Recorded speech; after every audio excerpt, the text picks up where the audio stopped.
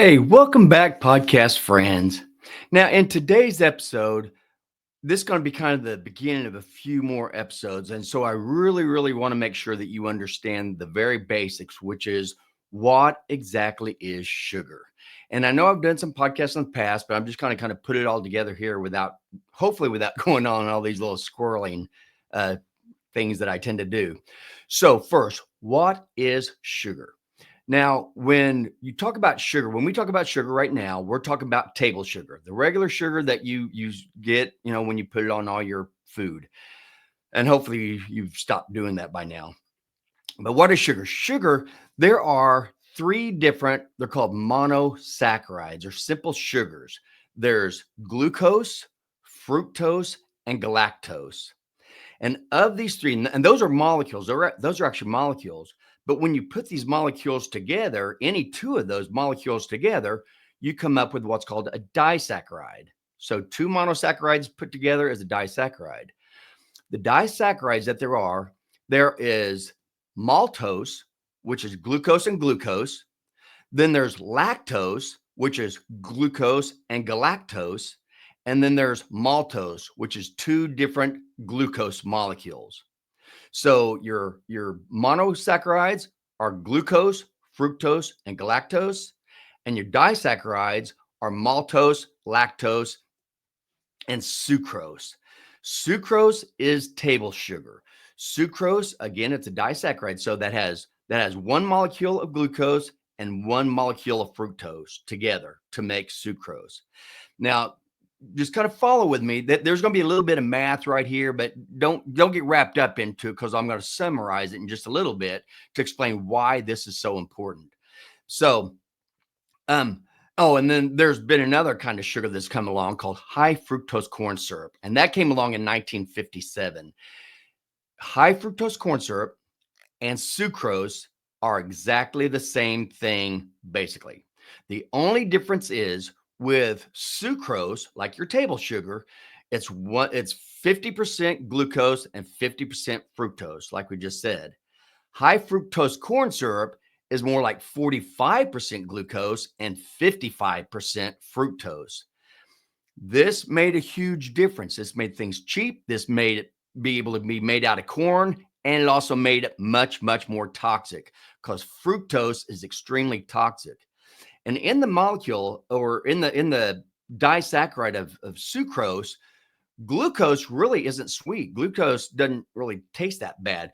Powdered flour is glucose. Okay, so just like eating flour. Fructose, that's what makes it sweet. So that's why the drug companies and the food companies want to put high fructose corn syrup in anything, because it makes you hungry. It's very sweet. You get addicted to it, and it makes you want to eat more, which means that the food sales are going to, man-made food sales are going to go up. They're going to skyrocket. And because of that, all the sales going to the drug companies are going to skyrocket also, because this is what makes us sick, extremely sick, kills every organ in your body. But anyway, you've talked about that, so I'm just going to come that down. So there is high fructose corn syrup, same thing as sugar. So don't think of it, except for it's a little bit more toxic. So you really want to stay away from all sugar, but definitely away from fructose. And that's why when we talk about fruits and vegetables, we say eat them, do not drink them. Because when you drink these, all you're doing is getting rid of all the good nutrients and all the fiber, which you don't need fiber unless you eat a bunch of carbohydrates. If you're just eating mainly animal nutrition, so which would be meat, fat, Greek yogurt, cottage cheese, anything that comes from an animal, that's all perfectly fine. It's when you start eating all these things that come from plants that you have to have fiber in it, because otherwise it doesn't stay in your intestines very long, and it totally destroys your gut bacteria and so many other things. But if you are eating mainly animal food, then fiber is not an issue. And I mean, animal food, and the only vegetables you eat are the ones that grow above the ground. But anyway, that's all for other videos. I just want to kind of say that. Now, when you have this, remember we said that sucrose is 50% glucose, 50% fructose. Okay. 1 teaspoon of sugar has 4 grams of sugar. So 1 teaspoon of sugar has 2 grams of fructose and 2 grams of glucose. And again, just bear with me because you'll understand why I'm saying this. So that means that in order to get 4 grams of glucose, it actually takes 2 teaspoons of sugar to get 4 grams of glucose. So why is this important? When you look at how much sugar does our body actually need, and I don't mean eat, you never, ever, ever have to put a plant in your mouth. Never. All plants are carbohydrates. All carbohydrates have the basic building block of glucose. So anytime you eat a plant-based food, you're increasing your glucose intake, which means you're increasing your blood glucose, which means you're increasing your insulin, which means now you're on the way to extreme diseases. So circle back. 2 teaspoons of sugar will contain 4 grams of glucose. Now, when you think of our normal fasting blood sugar is 80 milligrams per deciliter, 80 to 100 milligrams per deciliter. So we'll just go 80 because it makes it even. So 80 milligrams per deciliter. So if our total blood volume, which it is about 5 liters, that means 50 deciliters of blood. Okay, that's how much we have in our bloodstream. When you add 2 teaspoons of glucose or of sucrose, okay, when you add that, that puts 4 grams of glucose into your body.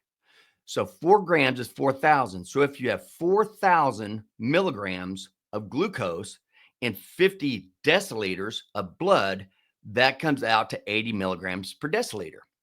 So what does that mean? That means when you look in your total bloodstream, take all the glucose out of your bloodstream, it only equals 2 teaspoons of sugar. That's all. Okay. That is so important. When you look at how much sugar people eat, it's crazy. And the biggest thing is you don't have to do any of this because your body can make all the glucose it needs, because it doesn't need that much, all the glucose it needs out of fat and out of protein. So you never have to eat a plant ever. If you want to, you can eat the plants that grow above the ground. But if you really are obese and you have anything like obesity, diabetes, cancer, Alzheimer's, high blood pressure, skin conditions, psoriasis, things like that, irritable bowel syndrome, rheumatoid arthritis, joint pain. If you have anything like any of that, you need to get off glucose and you need to get off plants, basically. Okay. Again, if you want to have a few in there, that's fine, just to make your meals enjoyable. But you don't. That's all a thought process also, because there's so many good things. Eggs of all type. Eggs are great. Greek yogurt's great. Cottage cheese is great. Regular cheese is great. And then obviously all your meats, whether it's fish, bird, turkey, chicken, any of the animal meats, the pigs, beef, you know what I mean? That's going to be the type of food that you really want to eat. That's going to be a healthy food. So when you think that our whole body, all it needs is 2 teaspoons of sugar in the bloodstream, this should let you realize what we're doing. Because what happens back in 1960s, it was estimated that we ate about 2 teaspoons full of sugar on the average per person per day. 2 teaspoons in 1960. Now, let's fast forward that to 2015. In 2015, it was assessed that we eat anywhere from 34 to 65 teaspoons per person per day of sugar. Now, you may think that's crazy, but when you think that one 12-ounce can of soda pop has about 10 teaspoons of sugar, and you think of all the man-made stuff that they put sugar in all the time, anything in box, bottle, bag, and can, it comes out, it's in your cookies, crackers, chips, donuts, pastries, fast food restaurants. I mean, anything that has all these plant-based foods, which is what all that is just putting more and more sugar, more and more glucose in your body. Now, that's one thing I just want to make sure you say. When I say sugar, okay, that means sucrose. That's the glucose and fructose. When you're talking blood sugar is only glucose. So they call them both glucose. I mean, they both call them both sugar, but it's not really the same. So as you know, if I'm talking about glucose, I'll either talk about glucose or blood glucose. But if I just talk about sugar, that's talking about the combination of glucose and fructose together. So in the 1960s, we ate an average of 2 teaspoons per person per day. By 2015, that went up to almost 65 teaspoons of sugar per person per day. And remember, we only have 2 teaspoons of sugar within our intravascular space. And you may be talking, yeah, but what about our glucose storage? We'll talk about that in just a little bit. So, but anyway, they put sugar in everything because they know people get addicted to it. That's what they get addicted to it. It does all carbohydrates. They do not satisfy hunger. In fact, it does the exact opposite. It actually makes you more and more hungry. So people who eat all these plant-based foods and eat all these carbohydrates, which is most people, because that's what the food companies and drug companies have been telling us to do, because that's how they make their money. So these people, they're eating all these carbohydrates, and then they keep eating and eating and eating because it tastes good, and that never satisfies them. So the trick to all this is you want to eat animal-based foods for the most part, or for the all part if you want to. But anyway, I went more into this. I talked exactly about how they get us addicted, how they got us addicted to sugar, and that was in episode 66 and 67. It's called Your Carbohydrate Addiction is by Design, and it explains. I did 2 full episodes just because of I want everybody to realize that if you are carbohydrate addicted, which I'm sure most people are, especially if you're on this, if you're carbohydrate addicted, it really truly is not your fault. It was by design. The food companies try to make you that way so they could increase their sales. So, however, even if it's not your fault, it is your responsibility to realize this, learn about this, and to get that weight off and start making get all the fat out of your liver, get your blood pressure down, reverse your diabetes, get rid of obesity. All this can be changed if you haven't gone too far in the organ damage. So, and the other one, I did episode number 36. Is sugar addiction a real thing? Yes, it really is. So you can listen to episode 36 and you can listen to episode 66 and 67 to get more information on that. So, but that's kind of what sugar is. So what happens when you eat sugar? What exactly is going on? When you put a tablespoon of sugar into your mouth, okay, the first thing that happens is you start salivating. The saliva goes in and starts breaking down that food. The only enzyme that is in, you have enzymes that break down protein, enzymes that break down fat, and enzymes that break down carbohydrates. The only enzyme that's in the saliva is the one that breaks down carbohydrates, because your body does not want glucose. It does not want a high glucose. It does not like that. And it goes to great lengths to try to keep your blood glucose down. Okay. So remember that your body doesn't want it in the first place. So when you eat this, amylase is what breaks down the carbohydrates. That is in the salivary glands, and it starts breaking down the carbohydrates right away into glucose in your mouth. Okay. So that's one thing. And this is important because just the fact that amylase breaks down glucose in the mouth, that automatically starts making your insulin levels go up, because it's getting ready for all this glucose that you're getting ready to eat, and it knows it doesn't want in the blood. So it raises the insulin levels so they can get that out of the blood as soon as possible. Okay. That's very important to remember. And this is why things like artificial sweeteners, they're fine if you're trying to use that just to kind of wean yourself off sugar until you start actually eating and drinking healthy. That's fine. But even when you put artificial sweeteners in the mouth, that taste in your mouth, that is enough to actually cause you to start producing insulin, which is what you do not want to be doing. So that's the first thing. It's in the mouth. Then when you swallow carbohydrates, it's all glucose. Remember, all plant-based all carbohydrates are plant-based, and the basic building block is glucose. So whether I talk about sugar or whether I talk about any plant-based food, it's all the exact same thing. It's all gets broken in the intestines. It gets broken down to glucose. So we don't have all this food floating around in our bodies. We have the basic building blocks of either glucose from carbohydrates, amino acids from protein, or fatty acids from fat. That's all our body actually sees. So now you put these carbohydrates in your stomach, it starts overproducing all this acid. It's wanting to get that broken down as quickly as possible so it can get it out of your body. So it overproduces all this acid, which if you have a lot of stomach acid reflux, any kind of irritable bowel syndrome, anything like that with your stomach, it's because of carbohydrates. I guarantee it. If you don't guarantee, but if you truly eat healthy and you truly eat man-made products and stay away from all this man-made food with all these carbohydrates, and you stay away from the plants that grow below the ground, you watch your stomach acid will get a lot better. You won't have all this acid reflux that everybody gets all the time from eating this horrible stuff.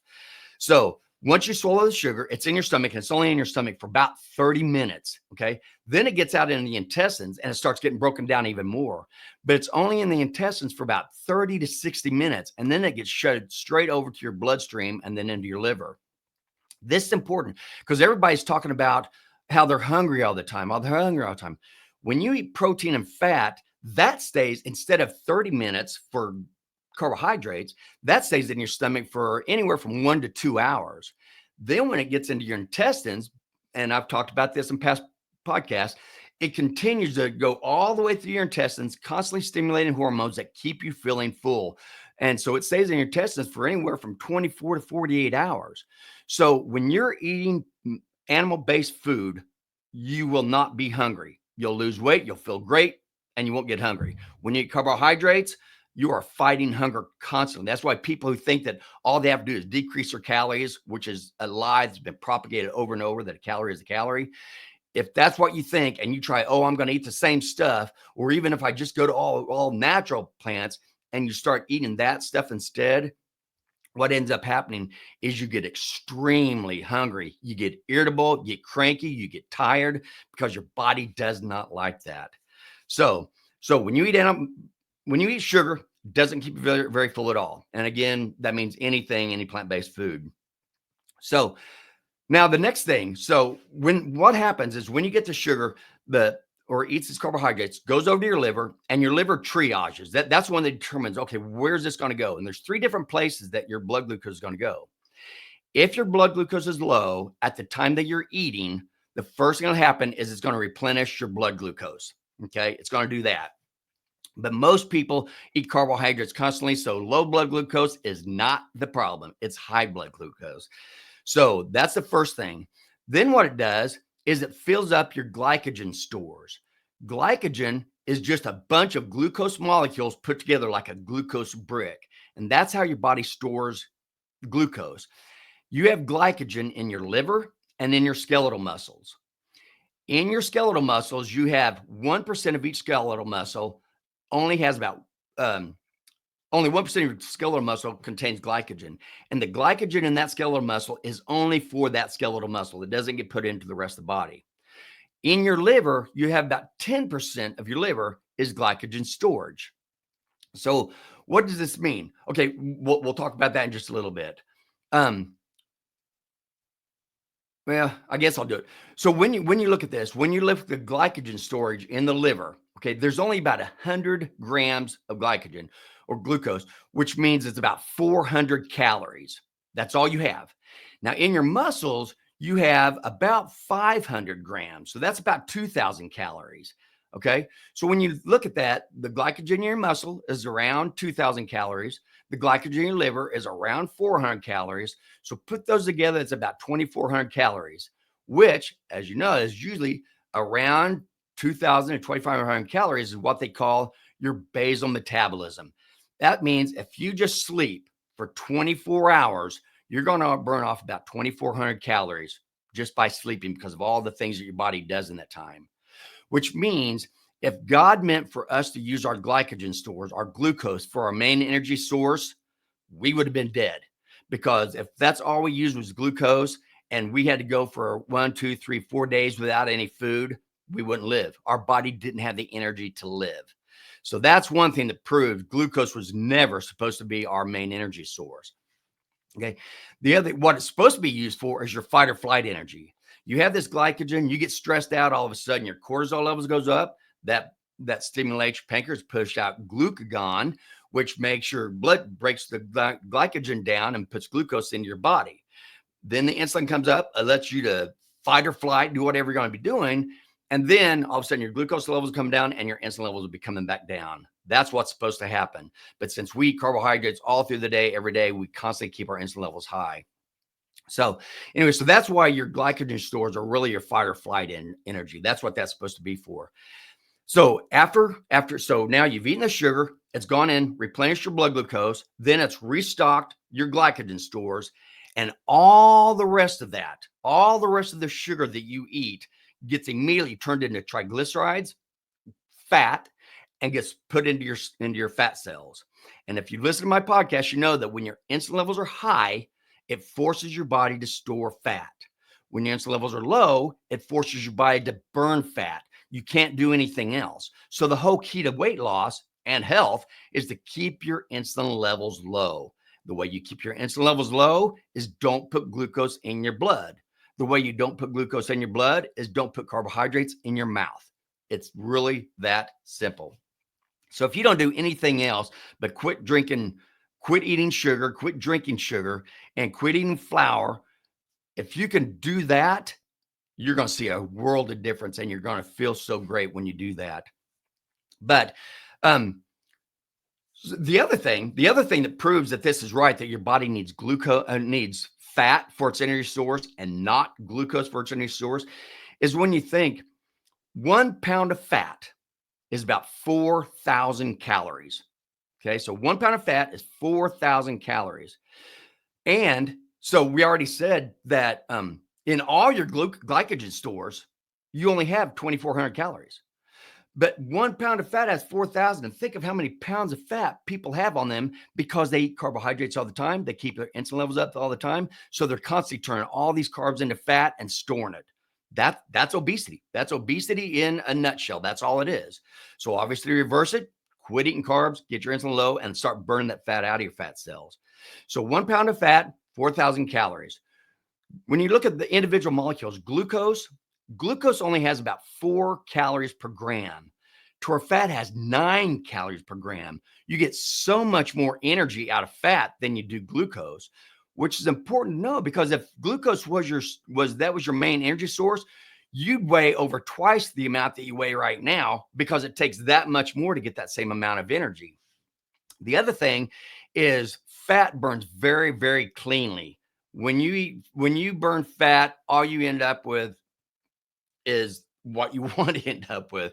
It's water. And anyway, I'm not going to go into that. But when you burn glucose, what ends up happening is, one of the things that happens is it produces what are called reactive oxygen species, or free radicals. And this is why everybody's saying, oh, antioxidants are so important. You have to have all these antioxidants. The reason you need antioxidants is like vitamin C. The reason you need this is because of all the free radicals that your body is producing because you're eating all the carbohydrates. If you eat animal-based food, which also contains vitamin C and all these antioxidants already in it, but you don't get all the free radicals, so you don't have to worry about it. So that's basically this in a nutshell. So you eat the sugar, gets in your blood, then it gets put in the storage, and then it gets turned into fat. The majority of what you eat gets turned into fat.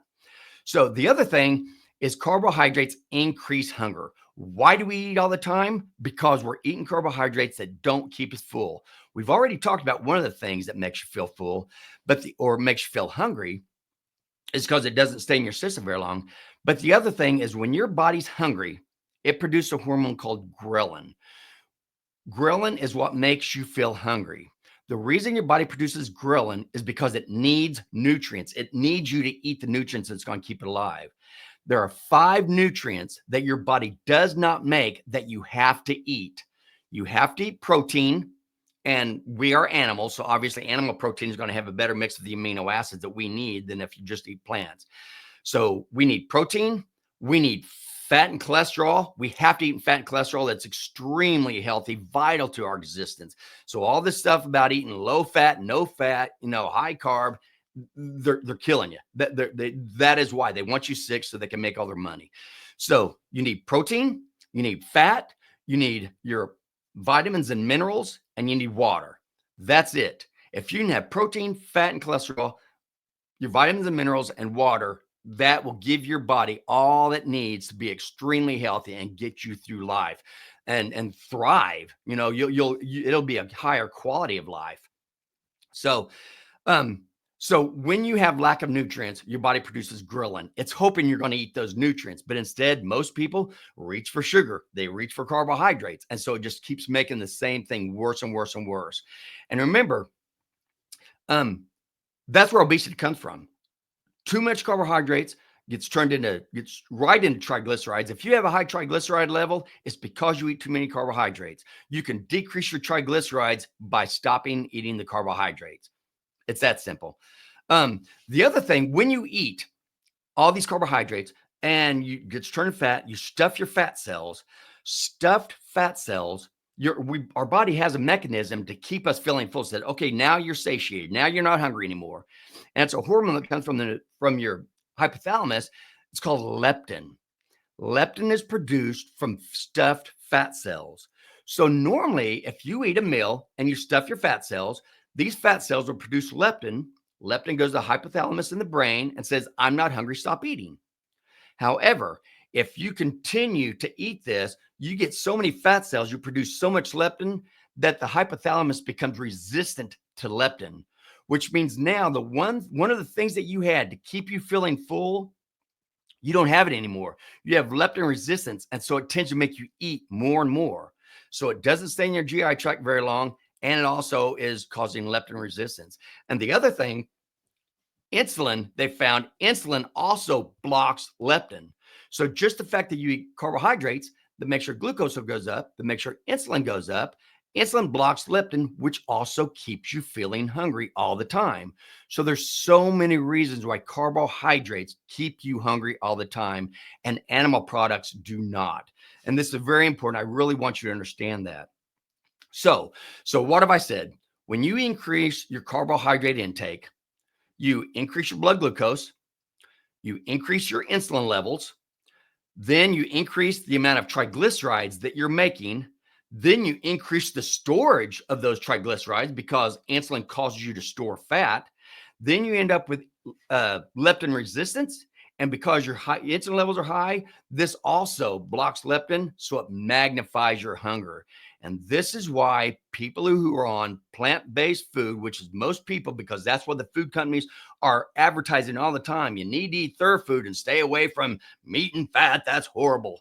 It's a lie. It's a lie. Do not listen to it. If you care about your health, you care about your organs, you care about your weight, you care about your family, future, your quality of life, avoid carbohydrates as much as possible. If you want to eat a few plants that grow above the ground just for spice, that's fine. You can go ahead and do that. If you're very obese, I would not eat plants that grow underneath the ground like potatoes, sweet potatoes, all that kind of stuff. And I definitely would never eat man-made food, which is all made of nothing but carbohydrates. All man-made food is made out of ultra-processed grains, which are absolutely horrible for you. It's just pure glucose, high fructose corn syrup, and sugar, which is absolutely horrible for you. And then vegetable and seed oils, which are absolutely horrible for you. So there's no ingredients in their food that is healthy for you, and lots of ingredients are actually toxic to you. So that's all I've got for now. And next time we'll talk about, okay, so what exactly does this glucose carbohydrate toxicity, what does that do inside our body? And that's what we're going to talk about in the next episode. So thank you again for joining me. I hope I didn't make this too confusing, but I really want you to know, because I truly want us to get healthy. I want us to have a good, healthy, quality life that God wants us to have. So that's all I've got for now. As always, thank you so much for joining me, and have a great week. And always remember, make simple, healthy choices to live a quality life.